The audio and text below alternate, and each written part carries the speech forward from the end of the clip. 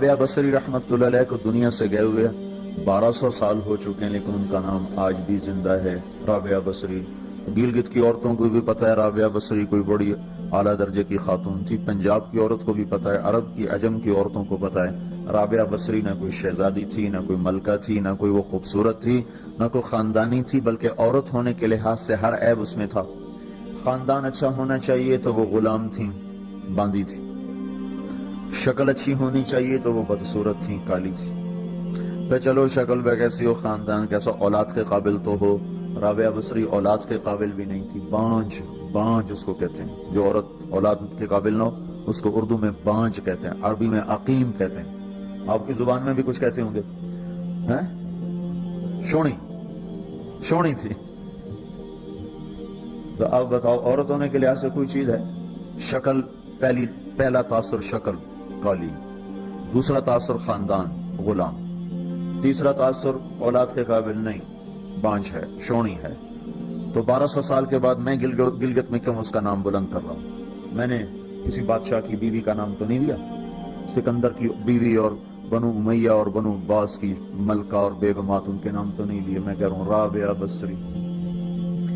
ان کی عادت یہ تھی وہ روزانہ عشاء کی نماز کے بعد غسل کر کے کپڑے بدل کے اپنے خاوند سے پوچھتی آپ کو میری ضرورت ہے؟ اگر وہ کہتے کوئی نہیں ہے تو پھر پوچھتی مجھے اجازت ہے؟ کہتے اجازت ہے تو پھر مصلے پہ کھڑی ہو جاتی ہے اور فجر کی نماز تک مصلے پر کھڑی رہتی تھی۔ ان کا خاوند جلدی فوت ہو گیا، جوانی میں ہی بیوہ ہو گئی، تو حسن بصری بصرہ کے امام، کیا سارے مسلمانوں کے امام تھے، وہ خود آئے، خود چل کے آئے کہ میں آپ سے شادی کرنا چاہتا ہوں۔ وہ کو شادی کا شوق نہیں تھا ان کو، وہ تو اولاد کے قابل نہیں، شکل صرف ان کی نیکی اور ان کا جو اللہ سے تعلق تھا، ان کو یہ لالچ ہوا کہ یہ میری بیوی ہو جائے تو اس کی توفیل شاید میری بخشش ہو جائے۔ تو ان کے پاس آئے، کہنے لگے رابعہ میں آپ سے شادی کرنا چاہتا ہوں، خود پیغام لے کر آئے۔ تو انہوں نے فرمایا میری 4 باتوں کا جواب دے دو تو میں شادی کر لیتا ہوں۔ کہنے لگے کیا؟ کہ یہ بتاؤ میں جنتی ہوں کہ دوزخی ہوں؟ کہنے لگے یہ تو میں کچھ نہیں کہہ سکتا۔ اچھا یہ بتاؤ جب اللہ تعالیٰ قیامت میں اعمال نامے اڑائے گا، کسی کے سیدھے ہاتھ میں آئے گا، کسی کے الٹے ہاتھ میں آئے گا، میرے سیدھے ہاتھ میں آئے گا کہ الٹے ہاتھ میں آئے گا؟ کہنے لگے یہ بھی کچھ نہیں بتا سکتا۔ کہنے لگے اچھا یہ بتاؤ جب اللہ نیکیوں کو تولے گا، کسی کی نیکیاں بڑھ جائیں گی، کسی کے گناہ بڑھ جائیں گے، میرے گناہ زیادہ ہوں گے نیکیاں زیادہ ہوں گی؟ کہ یہ بھی نہیں بتا سکتا۔ کہ اچھا یہ بتاؤ جب لوگ بول سراج سے گزریں گے، کوئی پار نکل جائیں گے، کوئی نیچے گر جائیں گے، تو میں پار نکلوں گی کہ دوزخ میں گروں گی؟ کہنے لگے یہ بھی میں نہیں بتا سکتا۔ تو پھر فرمایا اچھا جاؤ مجھے تیاری کرنے دو، مجھے ان 4 باتوں کی تیاری کرنی ہے، میرے پاس شادی کے لیے وقت کوئی نہیں ہے۔ ایک دن اٹھی سالن پکانے کے لیے، سالن ہانڈی، دیکھا تو پیاز کوئی نہیں، اب پیاز کاٹ کے ہانڈی میں ڈالا جاتا ہے۔ اب پریشان بیٹھی ہیں، نہ کوئی بیٹا، نہ بیٹی، نہ خامد، نہ بھائی، نہ کوئی خادمہ۔ تب سوچ میں پڑی پیاز کہاں سے لوں؟ اوپر سے ایک چیل اڑتی ہوئی جا رہی تھی، اس کے پنجوں میں پیاز تھا۔ جب وہ اوپر آئی ہے تو اس کے پنجے چھوٹے اور پیاز سیدھا رابعہ بصری کی گود میں آ کے گرا۔ جو ہم سے دوستی لگاتے ہیں ہم پرندوں کو ان کا خدمت گزار بنا دیتے ہیں، ہاں جو اللہ سے دوستی لگا لیتے ہیں اللہ دنیا ان کے لیے مسخر کر دیتے ہیں، اللہ دنیا ان کے پاؤں میں ڈال دیتے ہیں۔ تو جب ان کا انتقال ہوا، رات کو ان کا انتقال، تو اپنی خادمہ سے کہا بس 2-4 آدمی بلا کے مجھے جلدی سے دفن کر دو، کسی کو نہ بتاؤ، صبح لوگوں کو بتا دینا، اور مجھے کفن دینا میری وہ اس چادر میں جس میں میں تہجد پڑھا کرتی تھی۔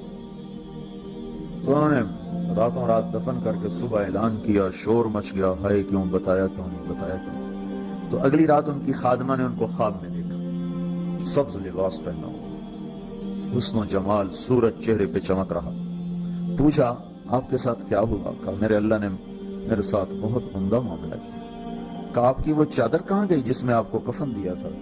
کہا وہ اللہ تعالیٰ نے اتار لی ہے اور مجھے جنت کا جوڑا پہنایا ہے، اور اس چادر کو اللہ نے سنبھال کے رکھا ہے، جب قیامت کے دن میری نیکیوں کو اللہ تولے گا تو اس چادر کو بھی اس میں تولے گا۔ انہوں نے پوچھا منکر نکیر کا کیا ہوا؟ سوال جواب ہوتا ہے، منکر نکیر آتے ہیں، ان کا کیا ہوا؟ کہا وہ آئے تھے تو انہوں نے مجھ سے کہا من ربو کی، تیرا رب کون ہے، تیرا رب کون ہے؟ تو میں نے منکر نکیر نکیر سے کہا جس اللہ کو 40 سال نہیں بھلایا اس کو 4 ہاتھ زمین کے نیچے آ کر میں بھول جاؤں گی. یہ نہیں کہا ربی اللہ ہے، بلکہ ان کو یوں کہا کہ جس رب کو 40 سال میں نہ بھلا سکی اس کو 4 ہاتھ زمین کے نیچے آ کر میں بھول جاؤں گی. تو منکر نکیر نے کہا اس کا آگے کیا حساب لینا، چلو بھائی واپس چلو، چلو بھائی واپس چلو.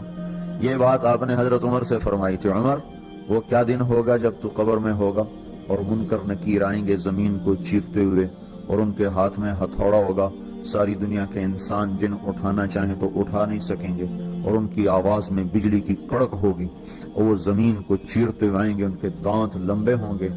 تو وہ آ کر تم سے سوال کریں گے من ربک ما دینک من نبیک. تو حضرت عمر کہنے لگے یا رسول اللہ میرے ہوش ٹھیک ہوں گے، جیسے میں اب بیٹھا ہوں میں ایسے ہوں گا؟ تو ہمارے نبی نے فرمایا ہاں تو ایسے ہی ہوگا جیسے تو اب بیٹھا ہوا ہے. تو کہنے لگے پھر میں اچھی طرح ان سے نمٹ لوں گا. تو جبریل آئے کہنے لگے یا رسول اللہ ہم دیکھ رہے ہیں آگے کہ عمر کو جب قبر میں ڈالا جائے گا اور آ کر منکر نکیر ان سے سوال کریں کہ من ربک، تو یہ کہیں گے ربی اللہ فمن ربکما، میرا رب تو اللہ ہے، تم بتاؤ تمہارا رب کون ہے. میرا دین تو اسلام ہے، تم بتاؤ تمہارا دین کیا ہے. تو وہ منکر نکیر کہیں گے عجیب بات ہے، ہم تمہارا حساب لینے آئے کہ تم ہمارا